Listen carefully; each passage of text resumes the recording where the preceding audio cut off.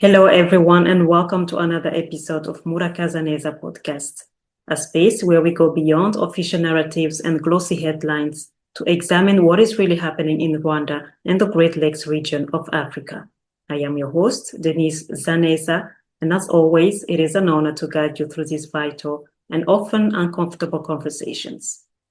In today's episode, we turn our focus on the struggle for democracy and the resilience of opposition movements facing repression. Across the continent, voices calling for change continue to rise, but often in the face of intimidation, imprisonment, and systematic efforts to silence dissent. Yet, despite these obstacles, figures like Bobi Wine have managed to mobilize powerful grassroots movements, inspiring millions and reshaping political engagement in Uganda. At the same time, in countries like Rwanda, opposition figures such as Victoire Ingabire remain behind bars, stripped from their fundamental basic human rights. This raises questions about political space, accountability, and the limits of international pressure. Why are peaceful voices for reform so often perceived as threats by those in power? And what role do international actors play in sustaining or challenging these realities? To help us unpack this, I am honored to be joined today by Jeffrey Smith, who has more than a decade of experience in human rights advocacy, pro-democracy, and research work on Africa. Jeffrey, thank you so much for joining us today. Of course, my pleasure. Thanks for having me. Wonderful. Welcome.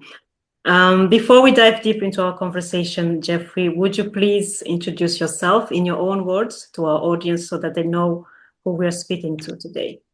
Of course. My name is Jeffrey Smith, and I am the founding director of a nonprofit organization called Vanguard Africa and the Vanguard Africa Foundation, where we support pro-reform, pro-democracy leaders across the African continent for the better part of the past decade. This year actually marks our 10th year in operation, which is still astounding to me. Congratulations. As part of this work, thank you. Yeah, it has not been easy in this environment, but the lights remain on, and a lot of the work we do focuses around building democratic resilience, stressing the importance of democracy for development on the economic front, on the sustainability and development fronts, and really doing so through direct engagement with policymakers here in Washington, D.C. and globally in major capitals. But also for me, importantly, it's not just a business, it's profoundly personal, and it's about building networks of solidarity, not just across Africa, but across the world, which I think is needed now more than ever to push back against a lot of the encroachments on democratic space that we're seeing, and a lot of the rise in leaders who do not necessarily value the principles of democracy. So our work remains, I think, in my opinion, more important than ever. So really happy to join you today and talk about all these issues in Rwanda and the broader Great Lakes and elsewhere. Thank you. Thank you so much, Jeffrey. You have been closely following, as you said, democratic struggles across Africa. But today I want us to talk about opposition leader Bobi Wine from Uganda, whose situation you have been following very closely. First of all, how is he doing with everything that has been going on? What is the situation right now?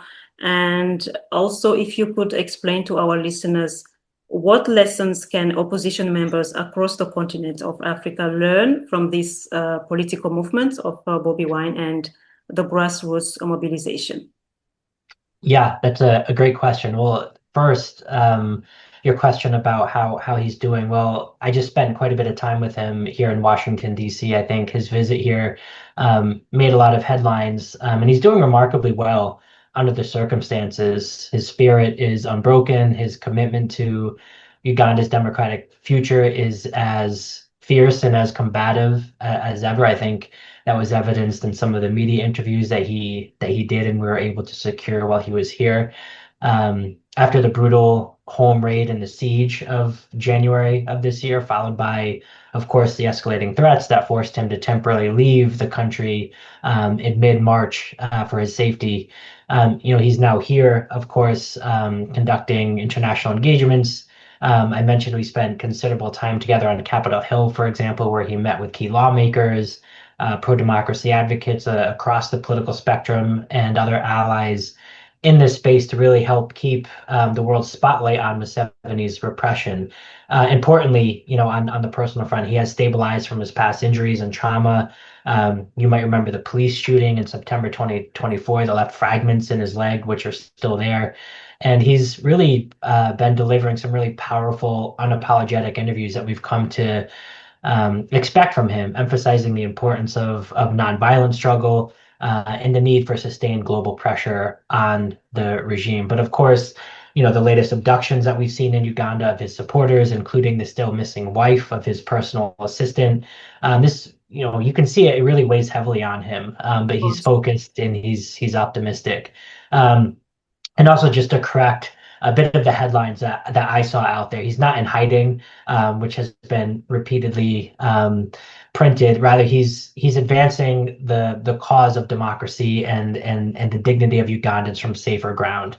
In a sense, this is really classic Bobi Wine, the one that we've all come to know and respect. He's resilient, he's people first, and he's refusing to be silenced. As for the second part of your question, yeah, I've been really privileged to work closely with him and the People Power movement for many years, going back to his 2018 arrest and torture through the 2021 election violence, the ICC complaint we helped to amplify, and of course the ongoing advocacy. And I think his approach that he has taken offers a powerful blueprint. And it might be interesting for people listening here today. And it's really based on two key things, and it's authentic and it's youth-driven grassroots power. And I think he has made the bet, rightfully so, that beats elite power politics every time in the long run. I think the inroads and the progress, despite some of these violent setbacks I mentioned, is obvious to anyone paying attention.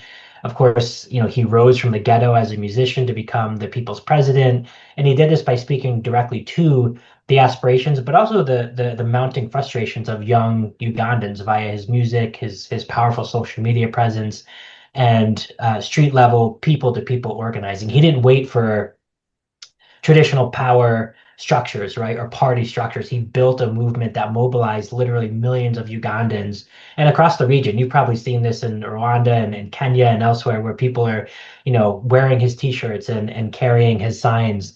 So this is why leaders, I think, everywhere should really invest in bottom-up mobilization, door-to-door, community to community, rather than sort of these top-down campaigns that we've become accustomed to. It's also critical, I think, on this line to remember that nonviolent persistence, especially in the face of brutal repression, this wins moral authority and international solidarity every time. We saw this firsthand during his recent visit here in Washington, D.C., and I think history proves this. Museveni's regime has literally thrown everything at him and his colleagues: arrests, shootings, house raids, internet blackouts, abductions of allies, disappearances, but he has never called for violence. His colleagues have never called for violence, not once. And I think it's this discipline that really has exposed the dictatorship's brutality to the world while maintaining that high moral ground.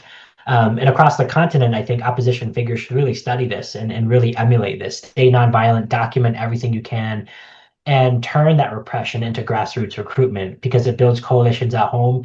And importantly, given our experience here, it mobilizes allies abroad.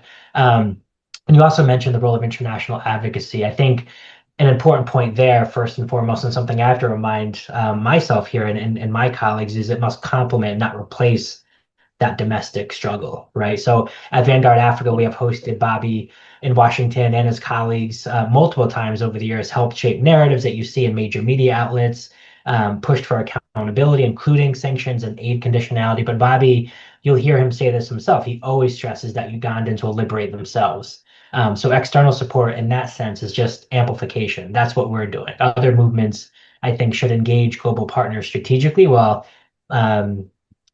keeping ownership firmly in local hands. And I think the lesson here is that a lesson that opposition figures in Rwanda and elsewhere can, I think, really learn from someone like Bobi Wine is that you can't let dictators buy you off or pit you against each other in the opposition or civic spaces. I think you need to build wide tents based on shared values, on democratic principles, and not personality cults, which we see unfortunately across the region. So overall, in closing, I think Bobi Wine's journey, his personal journey, proves that even a heavily militarized, decades old, 40-year dictatorship can be challenged by a determined people-centered movement. And the regime is panicking precisely because this model works and it's replicable. And that's why we here at Vanguard Africa will keep standing with him and every pro-democracy force across the continent that follows this path. So I think not to get too hopeful at the very beginning, I think victory really is inevitable when the people rise peacefully and non-violently. And if you're in the fight and you're watching this, reach out, let us connect, and we can strategize anytime. Yes, yes, thank you so much. And indeed, that's a very powerful blueprint that Bobi Wine has managed to establish, and the importance of grassroots mobilization from bottom up. And also very important that you mentioned the non-violence of the struggle. So I think it's very important for people to realize that and also to incorporate that in everything that they do when they struggle for democracy, that it should not be violence, because you cannot fight violence with violence and expect to win anything. So in Uganda, despite the repression, we have all seen what happened to Bobi Wine. He managed to build a strong popular movement, like we just mentioned. Why do you think it is more difficult for figures in Rwanda to do the same? And I mean, in other words, what is the difference between authoritarian regime of Paul Kagame and the one of Yoweri Museveni? Yeah, that's another really good question. And I think the contrast between Bobi Wine and his colleagues' ability to forge a genuine popular movement in Uganda and the near impossibility, really, of doing the same for opposition figures in Rwanda is one of the starkest, and to me, one of the most tragic illustrations of how repression's intensity and sophistication in the case of Rwanda can determine whether democratic resistance can take root. So as you know, I've followed the country's political landscape for many years through Vanguard Africa and through some of my personal work with activists there and living in exile.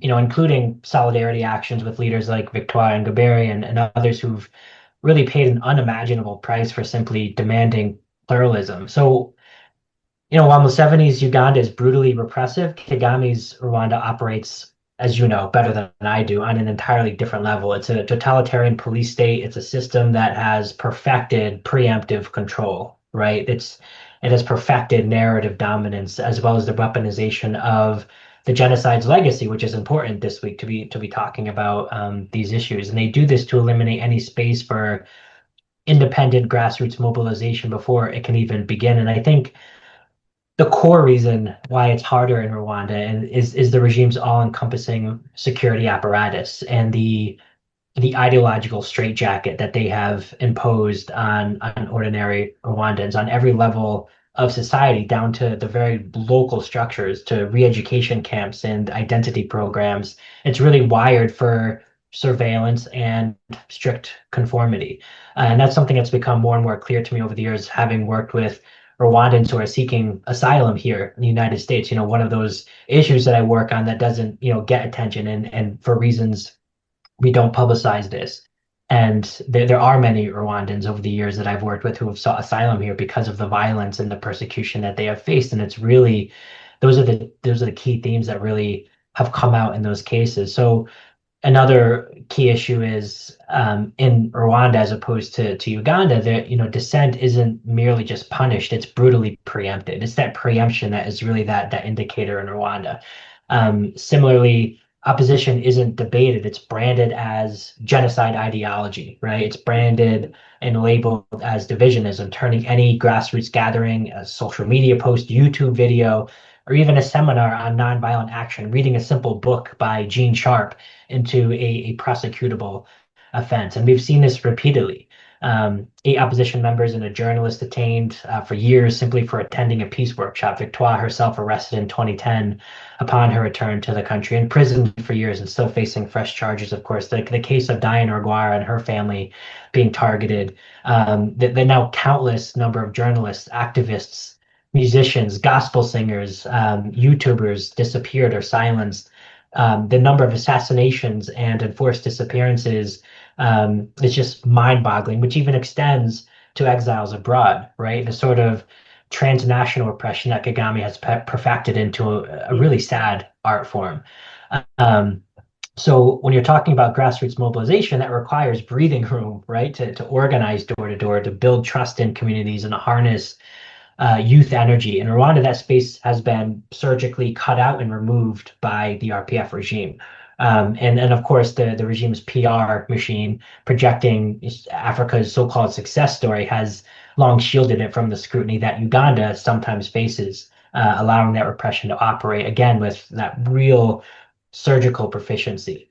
So by comparison, Bobby Wine could initially leverage his platform as a musician, and a figure on social media, and the relative, if shrinking, openness in urban Uganda to connect directly with marginalized youth, for example, and to build a people power movement from the ground up. Repression, it came hard, of course. I've mentioned some examples, but the movement had already achieved critical mass and international visibility before that violent crackdown happened. By contrast, Rwanda's system doesn't allow that kind of organic growth. It crushes potential before it scales. And I think, importantly, I would just want to stress, I don't think this, or I don't mean this to diminish the courage of Rwandan Democrats, which I think is highly evident, because they do persist. You and I both know they persist in the shadows, in the diaspora, and through quiet, though principled defiance, as Victoire and others have embodied. I think their struggle proves to us that the human spirit can and will outlast even the most sophisticated, preemptive police state. But the lesson, I think, for opposition figures across Africa, and why we at Vanguard Africa stand so firmly with them, is that the depth of institutional capture and narrative control matters enormously. So where regimes like Kagame's fuse party, state, military, and ideology into one apparatus, I think building popular movements demands even greater creativity than they have. And that's why exile-based coordination, documentation of abuses, even on a grassroots, very local scale, and unrelenting international pressure can work to crack that facade, I think, over the long term. And, we've seen glimmers of hope, glimmers of change when the world stops buying this myth of a success story, with the recent targeted sanctions, for example, spotlighting the destabilization that the regime has played in Congo and amplifying the brave dissenting voices like Victoire and others. And I think, for me, and just to close out, I think the Rwandan people deserve the same chance at generational change that Ugandans are fighting for. So that's why, I work shoulder to shoulder with these brave activists until that day comes. And I think really the struggle for dignity in Rwanda is transcendent. It's not just an isolated incident. And like everywhere else on the continent and really across the world, including in established democracies like here in the United States, the people and their will ultimately prevail, although it does take some time. Yes, indeed. And thank you for highlighting the fact that there's no breathing room available for grassroots mobilization in Rwanda, because the Paul Kagame regime has removed anything that can lead to any mobilization, and also political rights practically don't exist in Rwanda. And thank you for standing up with people who are advocating and people who are fighting for positive change and democracy. Of course, and this just isn't my opinion. I mean, look at any credible international human rights report, right? From Freedom House to Human Rights Watch to Amnesty International to local domestic NGOs to the African Commission on Human and People's Rights to, I can go on and on. The list goes on and on about the lack of political and civic space in the country. It's not just my opinion. It's fact. And that information is readily available, including to our own policymakers who read the State Department's annual human rights report, which documents all of these issues and crises in Rwanda. It's just a matter of getting them to actually pay attention to it and to walk the talk when it comes to policy towards the regime, which again has been in power now probably longer than most Rwandans have been alive. That's true. That's very true. Let's talk more about Victoire Ingabire Umuhoza. Yeah. She's a Rwandan opposition leader who has been illegally detained for the second time now by the Rwandan government since June 2025. And she has consistently advocated for democratic reforms, and she proposed a roadmap for Rwanda's future based on truth, justice, and inclusive politics. My question for you, Jeffrey, is why do authoritarian regimes so often fear leaders who promote peaceful and democratic alternatives like Victoire Ingabire in Rwanda? And why is Paul Kagame so resistant to her participation in Rwandan politics? Yeah, a great question. And I think it dovetails really nicely with what we've just been discussing. And I think, first and foremost, Victoire's case is another chapter in Kagame's playbook of crushing peaceful dissent. She's not a threat to Rwanda's national security. She is a threat to the regime's monopoly on power. She's a threat to their narrative and to their ongoing impunity. And that's exactly, to answer your question, why authoritarian leaders like Paul Kagame fear leaders who champion nonviolent democratic alternatives and pluralism like she has. I think authoritarian regimes like the one in Kigali, which is a blueprint example, they fear figures like her for these simple reasons. It's because peaceful Democrats, what do they do, right? First and foremost, they expose the regime's illegitimacy without giving it the excuse of violence or instability. It needs to justify that repression. So that's why they're so scared of her. Victoire, didn't call for a war or ethnic division, as is so often painted by the regime's PR and propaganda apparatus. She simply returned from exile to run for president, and she challenged Kagame's one-sided reconciliation policy. She laid out a clear and reasonable roadmap rooted in truth, accountability, justice, and inclusivity, most importantly. And I think that vision, that peaceful vision, that comprehensive vision directly undercuts the RPF's claim that only Kagame's iron fist prevents another genocide, right? So Victoire, she offers Rwandans across ethnic lines a genuine alternative based on dialogue and accountability. And I think regimes that are built on fear, like the one in Kigali, and surveillance and a tightly controlled historical narrative cannot survive that sort of genuine competition of ideas. They know full well that when citizens see a credible, non-violent path forward, the founding myth of the regime collapses, right? So that's why we see this pattern across other contexts in Africa, from arbitrary arrests to sham trials to disappearances. Peaceful opposition is more dangerous to autocrats than armed rebellion because it is harder to demonize and much more contagious for people, and particularly the youth who are marginalized and looking for different opportunities. I think for Victoire specifically, the resistance to her is not just institutional on the part of the regime, but it's also very personal, and it's also existential. I think, the regime has spent decades now conflating the RPF, the ruling party, with the state itself, portraying any criticism as genocide ideology or support for terrorists or those who would bring instability to the country.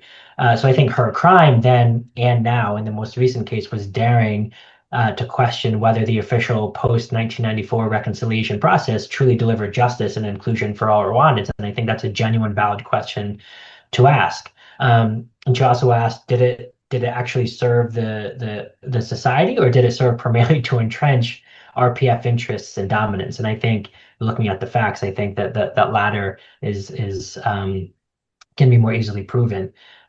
So she advocated for opening political space, allowing real debate on the past and future, and moving beyond a system where the ruling party and the state are one and the same, where they're sort of fused in that ironclad way. So, I think this isn't about security; it's about regime survival. If you look at a number of international bodies and human rights groups and organizations, including the ACHPR, the UN Working Group on Arbitrary Detention, I mentioned some others, Human Rights Watch, Amnesty International, the US State Department, the European Union, I could go on and on. They have all roundly and repeatedly condemned her persecution and her prosecution as a as a violation of basic rights to expression, association, and fair trial. And of course, these aren't Western imposed rights. These are values and principles and rights that Rwanda has signed into and ratified into law. They just don't follow them, or they follow them when it's convenient for them. Yeah. So I think, long story short, Kagame's resistance to Victoire and others like her really stems from the fact that she embodies the very thing that his system cannot tolerate, and that's a leader who commands moral authority, and has international credibility, which really scares him, and offers a forward-looking, inclusive, non-ethnic based vision that doesn't require perpetual emergency rule or the suppression of more than half the population's lived experience. And I think that's very dangerous for him, for Kagame. So I think, importantly, it's good to have these types of conversations to keep her name um, in in um, in international conversations, because I think it's important for her personally, but she's also representative of a broader mix of Rwandans who have been subjugated and marginalized and brutalized by this regime. And that's why we at Vanguard Africa, for example, it's a small example, but we always make sure to mark Ingabire Day on every October 14th, for example, to keep her struggle visible, because it's not just about her. It's for every Rwandan citizen silenced for demanding dignity and democracy and pluralism. And I think the regime's response every single year, arresting people simply for commemorating that day, arresting journalists and charging journalists and activists with spreading false information, or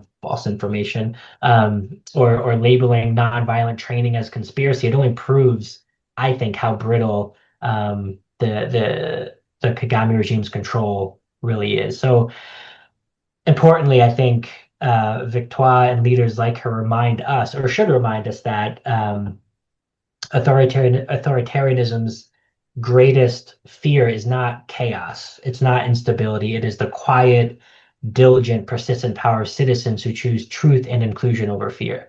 And I think Kagame knows, and those around him certainly, it's not just about him. A dictatorship is not about one person, although in Rwanda it is very much a cult of personality. He knows that if Rwandans are allowed to freely debate their future, the edifice that he has really constructed over the decades will not survive the scrutiny that comes with democratic pluralism, and that's why he cannot allow her to participate. But I think a glimmer of hope here is that history shows that this sort of violent oppression eventually backfires. It does eventually backfire.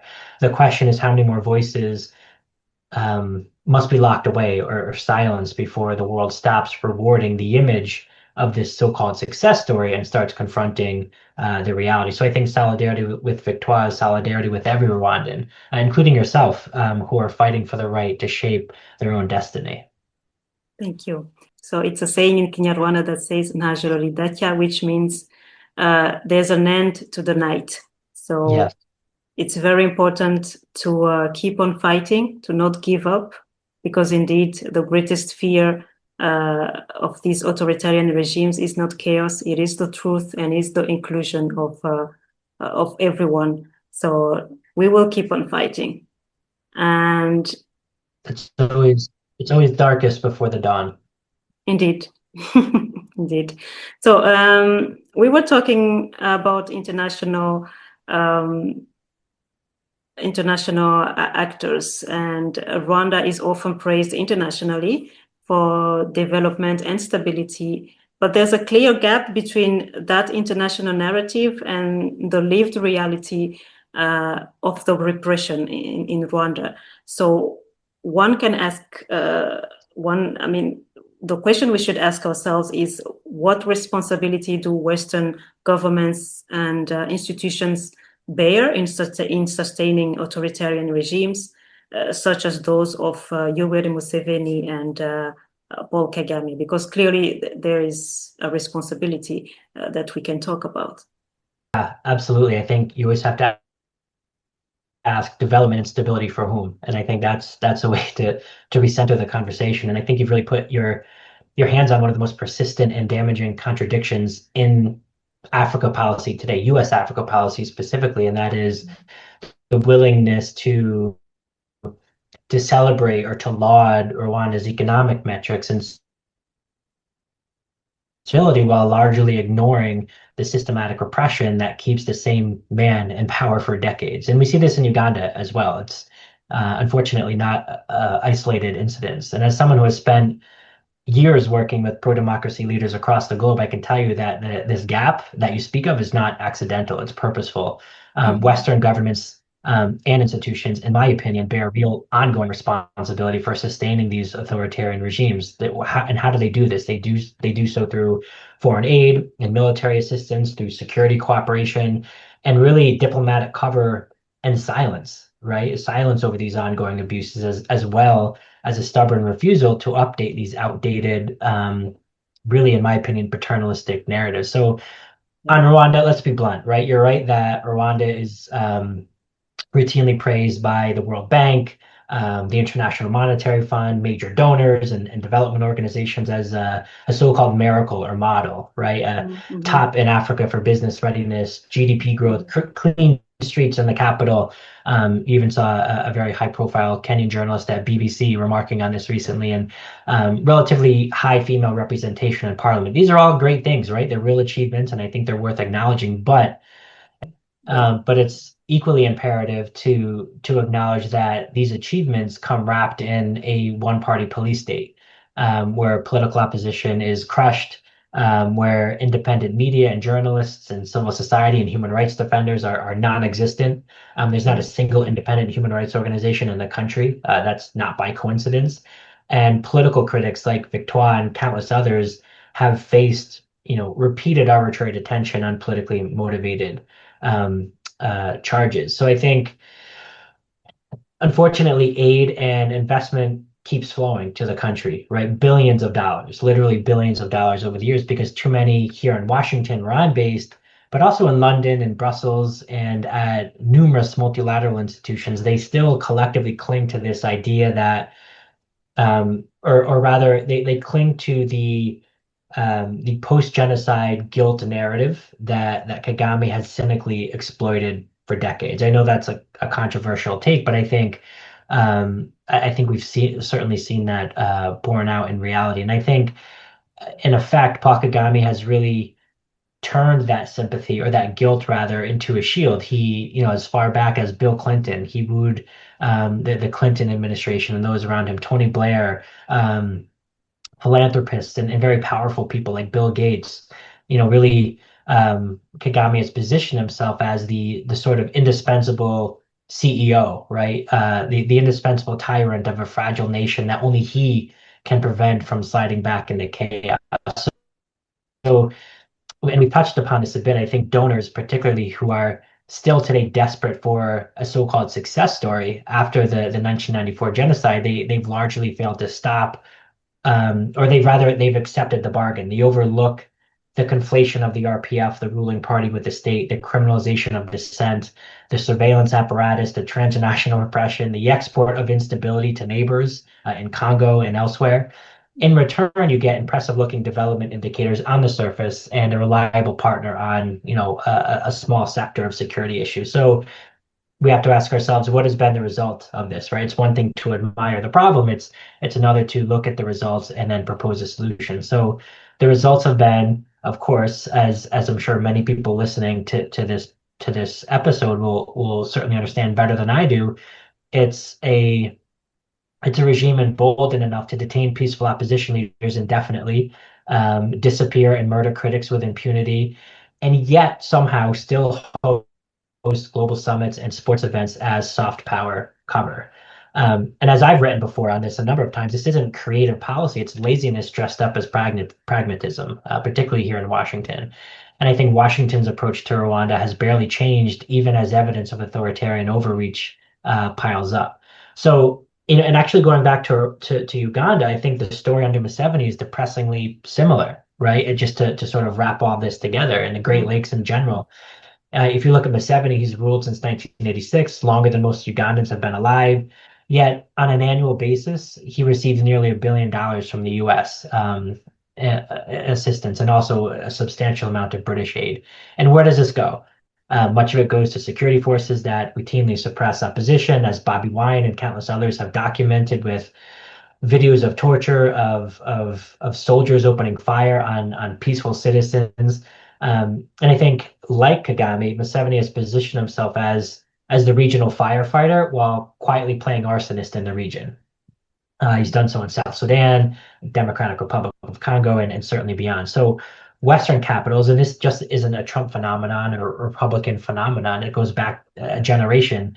They routinely buy this stability line because it aligns with their counterterrorism policies and avoids messy questions about democratic transitions and democratic rights.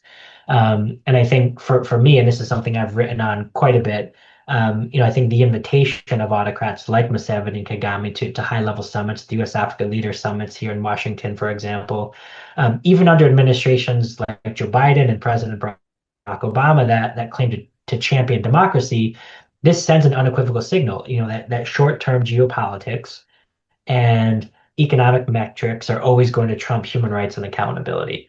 And I think Africans writ large seeking change and real democracy rightly feel betrayed by this policy. So I think this broader pattern of donor darlings that Rwanda exemplifies, what have they learned? They've learned that delivering on a very small sector of economic or security indicators will buy them impunity on democracy and human rights. So I think that's a huge part of the problem. But we must always remember, I when you first posed this question, I said we always have to ask stability and development for whom, right? So going back to that to close, I think we have to remember what the real cost is here, and the real cost is a human one, right? It's profoundly personal. It's borne by Rwandans and Africans writ large who are demanding the dignity of genuine choice. And that's why, I personally and we at Vanguard Africa, we've repeatedly called for a policy reset. Simple things like condition aid and security assistance on measurable democratic progress. Impose targeted sanctions on those orchestrating repression, not just the low-level proxies. And we have seen this a bit in Rwanda. I think the tone has changed a bit with some of the recent sanctions and policies toward the army and the RDF. And we must also, importantly, not be afraid to be political. I think we need to amplify the voices of credible opposition leaders rather than the autocrats. And that's what we do. That's what we do at Vanguard Africa. Stop outsourcing dirty work to regimes that never face real consequences. So that gap that you spoke of, that gap between this polished international narrative that is made by PR professionals and lobbyists here in Washington and London and elsewhere, and the lived reality, the very lived human reality of surveillance, of fear and crushed dissent. It's not a bug in the system. It's not an aberration. It's rather the predictable outcome of prioritizing convenience over principle. So I think when you listen to someone like Bobi Wine, for example, he's not asking, or he wasn't here in Washington to fix, asking the West to fix their countries. He and others like Victoire are simply asking, I think, and from what I've seen, to stop actively sustaining the barriers to the democratic future that they have been yearning for and advocating for. So I think history shows that when external forces and external enablers step back, that democratic space for real change opens. Look at apartheid in South Africa as just one prominent example from the past several decades. The question is whether Western capitals will keep rewarding this doctored image sustained by lobbyists, spin doctors, and PR professionals, or finally confront that lived reality of the millions. And I think, certainly we at Vanguard Africa will keep pushing until they choose the latter and keep being unequivocally vocal about that, where few others are, unfortunately. Yes, thank you so much. And amazing things that you're doing at Vanguard Africa. And I urge everyone to go and look at your website and inform themselves of the things that they can work together with you, reach out and get to know what can be done in this struggle for democracy everywhere in Africa. I want us to talk about the role of the diaspora. Which role can they play to have real political impact while advocating for change in Africa? I really love this question because I think it's one that doesn't necessarily get the attention or resources or really the credibility that it deserves. So I think particularly in the case of Rwanda, I think the diaspora has a pivotal and also a proven role to play in driving real change, but only if it learns the right lessons from success stories that I've been involved in and that we've been involved in at Vanguard Africa. And I think a prominent one is the Gambia in 2016. And I think if these lessons are applied with discipline, unity, and strategic focus, I think that the future looks bright. So, for example, I'll just really quickly, I saw this success play out firsthand through our work supporting the Gambian pro-democracy efforts. So this goes back several years, but just for those who may not be aware, Yahya Jammeh, the former military dictator of Gambia, presided over this very small totalitarian police state. Sound familiar? That crushed dissent. It disappeared critics. It ruled through fear and surveillance. Of course, very eerily similar to the environment that Kagame has constructed. Yet, Gambians, particularly in the diaspora, helped to flip that script. They didn't just complain from afar or admire the problem. They organized. They amplified voices in the country. They lobbied governments, including here in Washington, very actively and proactively. And they supported a unified domestic democratic opposition that ultimately forced Jammeh out of power. So I think, and others like it was straightforward, but also very effective. So when you look at diaspora communities here in the U.S., but also in Europe and beyond, what they have been able to do in these success stories, as in the case of the Gambia, is they turn their numbers and their resources and networks into leverage. So the Gambians, for example, staged sustained protests that drew international media attention, including here in Washington.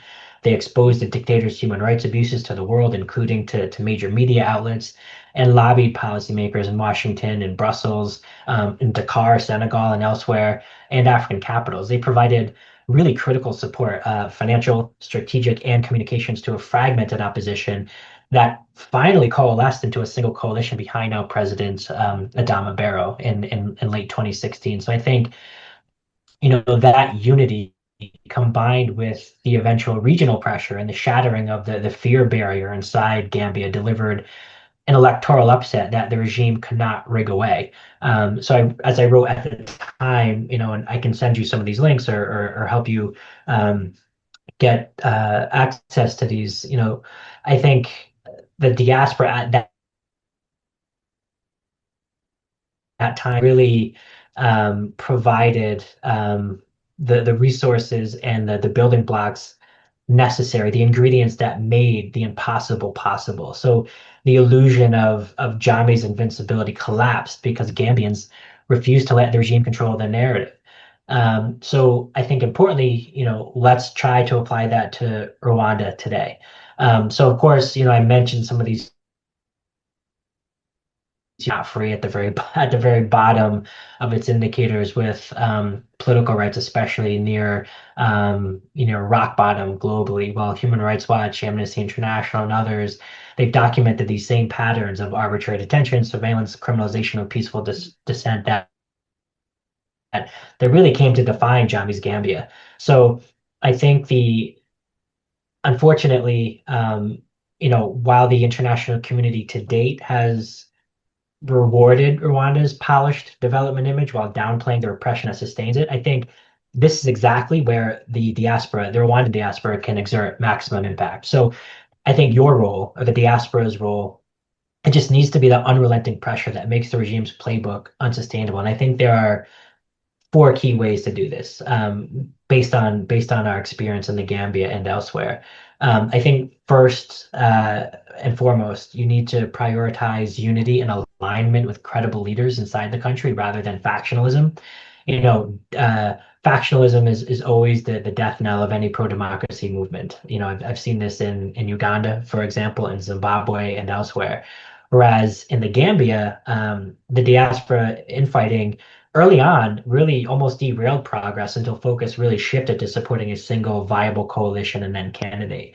So I think for Rwanda, that means centering efforts on figures like Victoire, for example, in the roadmap she and others have laid out, one that rejects violence, the emphasis on nonviolence again, and a division in favor of genuine reconciliation and democratic competition. I think secondly, amplify the lived reality that contradicts this development miracle myth, right?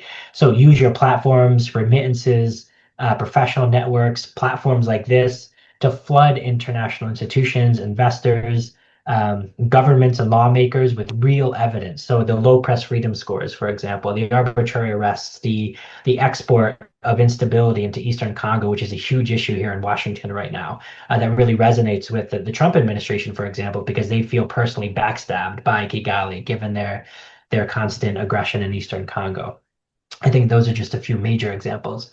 Third, this is where the diaspora can really tip the balance, in my opinion, and that is to engage policymakers in Washington, D.C., because you are their constituents, right? And do so aggressively, do so proactively, knock on doors, call people, leave messages, and don't stop.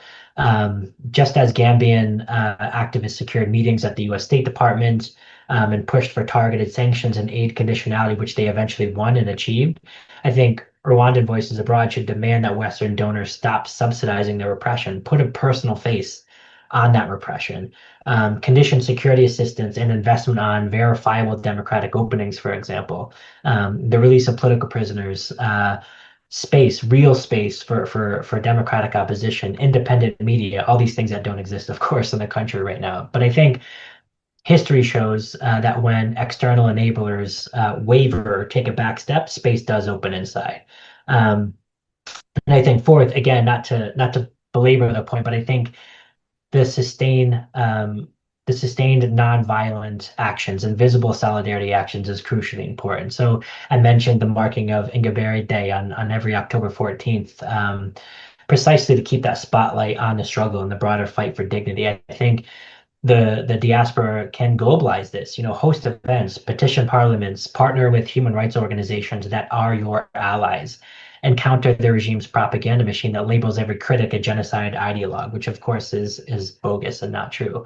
So I think importantly, the goal overall is not to replace domestic resistance, that quiet resistance that we know is happening, but to protect and to empower it by making the cost of continued repression too costly. One example going back to Bobi Wine that we have found is really elevating the profile of pro-democracy leaders. It doesn't always protect them 100%, right? It won't always protect them from being arrested or abducted or even tortured in the case of Bobi Wine, but it does offer a layer of security to them that keeps them alive, fighting for the next day. That level of notoriety where you start to get statements from media outlets and from global policymakers and lawmakers, including here in Washington, which is always important. So I think overall, in my opinion, the Rwandan diaspora, from what I've seen and experienced, you already possess the education, you possess the resources, and even the global connections to a certain extent to punch far above your weight. So what needs to be done now is that same focused collective strategy that Gambians executed so effectively in the lead up to their December 2016 election. I think authoritarians like Kagame and Jami before him thrive on isolation and fear. So you break that isolation by speaking in a unified voice, grounding your advocacy in the universal rights, and refusing to let the regime dictate the terms of debate. I think real political impact comes when the diaspora turns exile into influence, and that in doing so sustained and strategically and unapologetically. So here at Vanguard Africa, I can certainly assure you that we'll continue standing with you and everyone fighting for the democratic future they deserve. And I think the Gambia precedent that we were involved in and elsewhere, even some other examples in Zambia and Malawi, although to a lesser oppressive extent, it can be done. And I think the question is whether the diaspora will seize this moment with that same courage and coordination that we saw Gambians and others do over the past few years. Yes, thank you. And indeed, I think this is a very powerful message for the diaspora that often thinks that they are powerless and that they cannot empower domestic resistance in the country. This is possible, like Jeffrey just said, by unity and alignment, amplifying the lived reality in Rwanda, engaging in with policymakers in Washington or any other powerful democratic states, and most important, as you mentioned, sustaining nonviolence actions. Very, very important. And so thank you so much, Jeffrey, for highlighting that. Moving towards the end of our conversation, for the people in Rwanda and Uganda who are living under fear and repression, it's very difficult for them indeed. But what forms of resistance or civic engagement can they realistically do? What is realistically possible for them right now? Yeah, well, I think this is the hardest and probably the most important question of all, because I think people living under the daily reality of fear and violence are the ones who must ultimately drive that change. So from my work with pro-democracy leaders, I've learned that in a totalitarian police state, resistance, it cannot look like open rebellion. It has to be strategic, patient, which is the hardest of all, perhaps, decentralized, horizontal, and of course, relentlessly nonviolent. I think this is because, as we know, open confrontation gives the regime that excuse, that justification it so desperately craves, right, to justify more oppression and more violence. So real civic engagement begins in the shadows. It builds quietly until the moment the regime's control cracks. And I think there are a number of good examples across the world of this, where authoritarian regimes have fallen. In Rwanda, of course, I'm not naive to the fact that politics is a dangerous life or death game. And Kagame's autocratic manner really penetrates the lives of all citizens through surveillance and fear and constant threats. I hear a constant refrain, including from those who have worked with, who have sought successfully and who are seeking asylum here, is that, a common refrain I always hear is, if you say things that destroy the Rwanda we are building, we shall destroy you. This is something Kagame and his acolytes have repeated routinely. A genocide survivor, really captured this mood perfectly in a statement one time, and said something to the effect of, to survive in Rwanda is to know how to walk on eggs without breaking them.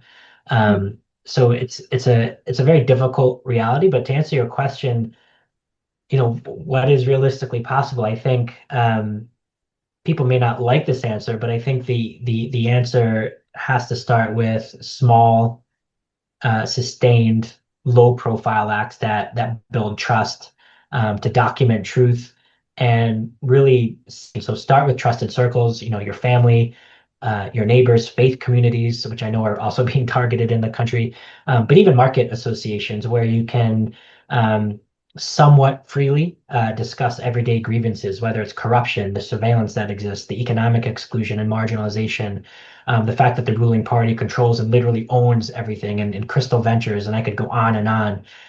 You can do this without naming the regime directly at first. You're just talking to common grievances. And I think these conversations chip away at the isolation and fear that the state really cultivates. I think perhaps a relevant example is Sudan's 2018, 2019 revolution, or what we have seen with some of the Gen Z movements in East Africa and Kenya, but also even in Madagascar and elsewhere, where ordinary citizens have formed decentralized, resistance committees or leaderless horizontal networks that coordinate protests and sit-ins and mutual aid, despite the live ammunition that might be in the air and the arrests that may occur. And I think that model has worked because it's impossible to decapitate, right? There's really no centralized leadership. Another good example along these lines that has since dimmed a bit, of course, is Ethiopia's youth-led protests in Oromia and Amhara, which began similarly, really localized, persistent demonstrations against, land grabs and government repression that eventually forced the regime's hand and opened, albeit, a temporary window for reform. At the time I wrote this article in Foreign Policy about, I think the title ended up being Ethiopia is falling apart, but it was falling apart under the weight of those grievances. And I think the lesson from that is, sustained bottom-up pressure can create openings even in the most highly repressive. So in countries like Rwanda, I think mobilization requires discipline and creativity. So I think documentation and safe information sharing is critically important. Quietly record these human rights abuses, whether they're, arrests, disappearances, or extortion examples, becoming familiar with using encrypted tools, and share them selectively with your contacts, your trusted family members, or even those in the diaspora, for for international amplification. Um, because I think while these are small steps, the simple fact of the matter is that the regime cannot hide everything forever. So it's about documenting all of this. And I think, there are other examples, cultural examples, or ways in which to push back. And there's a number of symbolic and cultural resistance measures to be taken. And I think Bobi Wine is a good example in the people power movement. Wear opposition colors on safe days, share songs or messages that resonate. Bobi Wine turned his music into a mobilization tool in Uganda despite the repeated crackdowns. I think in Rwanda, even reading groups discussing nonviolent strategies, like the ones Victoire and others have been targeted for, they although dangerous, they plant the seeds of alternative thinking. There's also economic and social non-cooperation. So where feasible, support informal economies or mutual aid networks that reduce dependence on regime-controlled structures and businesses, RPF businesses. Boycotts or slowdowns in state-mandated activities, of which there are plenty in Rwanda. This can also signal discontent without direct confrontation. I think there's also perhaps some very minor electoral and institutional entry points, because I think even rigged elections, the 99% wins that we see Kagame routinely win, they offer moments to expose that fraud, right? It's an advocacy opportunity. Gambians did this really well internally before the 2016 upset at the polls. But during that time, what they did is they built parallel structures, committees, youth groups, women's networks, which was really important, that operated under the radar as development or cultural initiatives, but it really fostered greater civic habits and leadership, albeit under the shadow of dictatorship. Authoritarian resilience depends on dividing and demoralizing citizens while the opposition stays fragmented. And I think the effective counter to that in Rwanda and elsewhere is unity and preparation. So to use the Gambia example once again, because I think there are some similarities there. Internal opposition eventually coalesced into a single movement precisely because citizens refused in the country and in the diaspora to accept the myth of Jammeh's permanence. And then diaspora support, which was absolutely crucial, amplified their voices. But the courage really came from within, and I think the same applies here. Rwandans living under oppression have to lead, and I think the diaspora's role, whether it's lobbying, exposing abuses, arguing for the conditioning of aid, is to protect and magnify that internal work. Importantly, I think human history is full of examples where impossible resistance succeeded because people chose hope over despair. I think if you look at the millions in Sudan who occupied the streets and airports in the face of brutality and live ammunition, showed that when that fear finally breaks, the regime's edifice can collapse with really surprising speed. Ethiopia's protests prove that even that developmental authoritarian model, like the one we know in Rwanda and Uganda to a certain extent, cannot indefinitely suppress legitimate grievances. And I think beyond Africa, the pattern repeats. I mentioned some of the global examples previously, but the fact that nonviolent, disciplined civic pressure in Poland with their solidarity movement, for example, or more recent cases of sustained people power campaigns in Madagascar and Bangladesh and elsewhere, it's repeatedly exposed the brittleness of police states. And I think that's certainly the case in Rwanda. So, through our work at Vanguard Africa, we really were formed to and exist to this day to stand with those inside who take those risks, and we can help amplify those collective stories and those personal profiles to push for targeted sanctions, which we recently saw in Rwanda on the enablers of repression and military abuses in Eastern Congo and elsewhere. To condition international support on genuine democratic openings. But again, the spark has to come from within.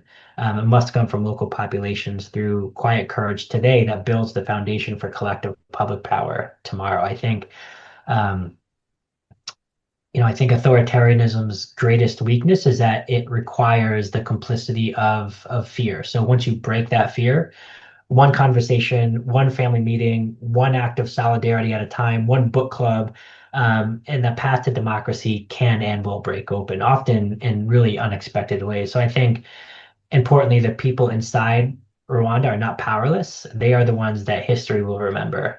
They are the ones that history will document as the agents of change. And I, for one, will keep supporting all of you until and when I think that change ultimately arrives. Yes. Sorry. We must choose hope above fear. I think that's a We very... have no choice. You have to. So we are at the end of our conversation, Jeffrey. Very interesting conversation. We could go on for hours.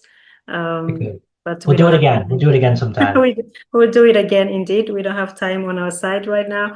And what message would you want our audience to remember from today's conversation? Yeah, I think it's really what you just said is hope is not wishful thinking. It is really the proven engine of every democratic breakthrough we've seen throughout history. I think hope is a good thing. Maybe the best of things, and no good thing ever dies, to steal a quote from the Shawshank Redemption. And I think again, we've seen this in the Gambia, not to belabor the point but I think it's important when a very small, albeit determined coalition of citizens and diaspora activists shattered that myth of intransience. We saw it recently in Zambia and Malawi as well, where citizens united to oust increasingly authoritarian leaders there. We've seen it on a smaller scale in states long dominated by a single party, in Botswana, in South Africa, in Namibia, and even in Angola, where the opposition united to a certain extent in each case to make important gains in parliament, in some cases to take control of parliament and also in the executive. So I think the upshot here is that repressive regimes, authoritarian regimes in particular, they always look invincible until they are not, right? I think it's important to remember that solidarity and unity of purpose are non-negotiable, and that fragmentation is the dictator's best friend. That's why we need collective, disciplined, nonviolent pressure, because that's always going to be their undoing, whether you are inside the country organizing quietly in trusted circles or abroad, amplifying the truth and working to condition international aid. Your role truly matters. And I think above all, again, to your point, as activists and pro-democracy campaigners, we simply cannot give up. As one of my good friends in Zimbabwe, human rights lawyer Beatrice Mtetwa always says, if not us, then who? And I think that the people of Africa, not just in Rwanda, but elsewhere, are not waiting for saviors. They're agents of their own destiny and liberation. And I believe that history unequivocally belongs to those who keep showing up, even when the odds seem insurmountable and constantly or repeatedly stacked against them. So, through our work at Vanguard Africa, we'll continue to stand with you. I'll continue to raise my voice and push until the promise of genuine democracy is no longer a distant dream, but a lived reality. And it may not always seem that way. The arc does bend toward justice. I firmly believe that, but only when we as citizens make the conscious choice to not let it bend the other way. So in the meantime, I think we need to keep the faith and keep pushing, because change is inevitably coming. It always does. Yes, yes. And with that powerful message, we come to the end of today's conversation. History belongs to those who never give up and always choose hope above fear. Thank you, everyone who tuned in today, and a heartfelt thank you to our incredible guest, Jeffrey Smith, for his amazing contribution to today's conversation, mainly regarding Rwanda and Uganda's authoritarian regimes in Africa and peaceful actions that can be done to bring positive change. As we say in Kinyarwanda, Imana ifasha uwifashije. God helps those who help themselves. Let that be a call to action for all of us. If you believe in democracy, human dignity, and the rule of law, now is not the time to look away.